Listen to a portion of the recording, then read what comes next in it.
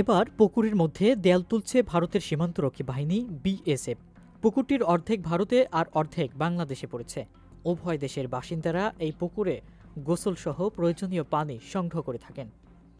পুকুরটি কুমিল্লা সদর উপজেলার জগন্নাথপুর ইউনিয়নের শাহপুর মসজিদের কাছে অবস্থিত।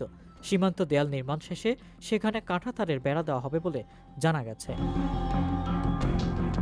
শনিবার 11 জানুয়ারি দুপুরে পুকুর পাড়ে গিয়ে দেখা যায় ভারতীয় কর্তৃপক্ষ সুরক্ষা দেওয়াল নির্মাণ করছে। পরে সেখানে কাঁটাতারের বেড়া দেওয়া হবে।